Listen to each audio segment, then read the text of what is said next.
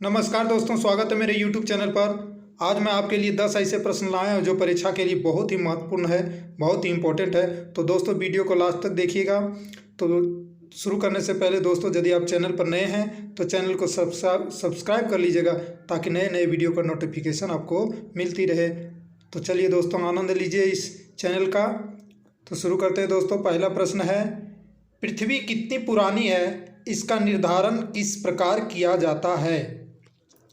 पृथ्वी कितनी पुरानी है, इसका निर्धारण किस प्रकार किया जाता है? यहाँ पे 4 ऑप्शन है। पहला है भूवैज्ञानिक समयमान, दूसरा रेडियोमेट्रिक काल निर्धारण, तीसरा गुरुत्वाकर्षण पद्धति, चौथा ज्यामितीय पद्धति।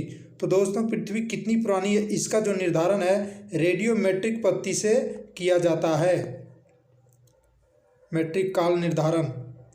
तो इसका दूसरा नंबर आंसर होगा। दूसरा प्रश्न है, क्षुद्र ग्रह किन ग्रहों के बीच देखे जाते हैं?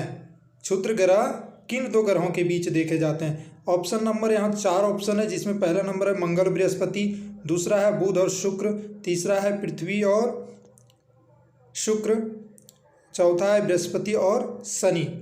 तो इसका राइट आंसर होगा दोस्तों मंगल और बृहस्पति, ऑप्शन नंबर पहला।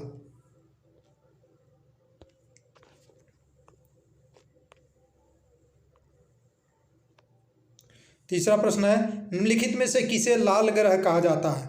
तो लाल ग्रह दोस्तों मंगल ग्रह को लाल ग्रह कहा जाता है, ऑप्शन नंबर तीसरा सही है।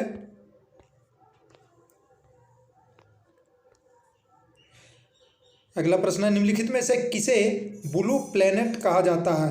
तो दोस्तों ब्लू प्लेनेट मीन्स ग्रह, यानी हरा ग्रह जो है ब्लू, नीला ग्रह पृथ्वी को बोला जाता है। ब्लू मीन्स नीला, प्लेनेट मीन्स ग्रह, पृथ्वी को नीला ग्रह कहा जाता है।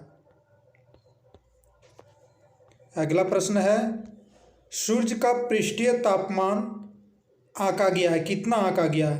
तो दोस्तों सूर्य का पृष्ठीय तापमान 6000 डिग्री सेल्सियस आंका गया है, लगभग 6000 डिग्री सेल्सियस।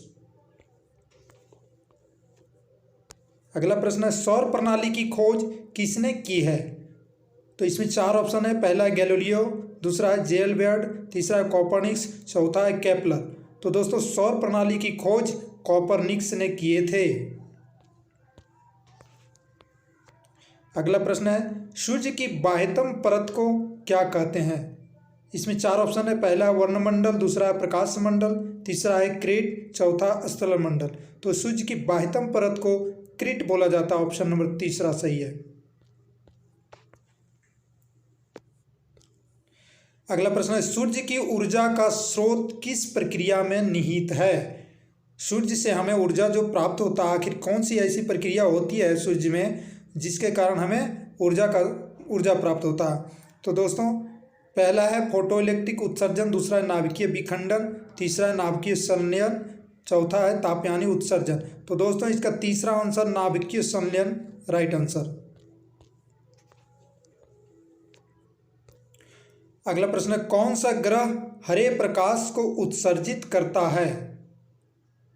ठीक है दोस्तों, तो इसमें 4 ऑप्शन है। पहला है बृहस्पति, दूसरा है मंगल, तीसरा है यूरेनस, चौथा है वरुण। तो इसका राइट आंसर होगा दोस्तों तीसरा नंबर यूरेनस। ये जो है हरे प्रकाश को उत्सर्जित करता है। अगला प्रश्न है, दिन और रात होते हैं किस कारण से? देखिए ये 4 ऑप्शन है। पहला है पृथ्वी की कक्षा की आकृति के कारण, दूसरा परिक्रमण की गति के कारण, तीसरा घूर्णन गति के कारण, चौथा उपयुक्त में से कोई नहीं। तो दोस्तों दिन और रात पृथ्वी अपने अक्ष पर जो घूमती है उसके कारण दिन और रात होता है। चूँकि सूर्य स्थिर होता है तो पृथ्वी जो है रात 24 घंटा में जो घूमती है उसके कारण रात और दिन होता है। तो घूर्णन गति के कारण दोस्तों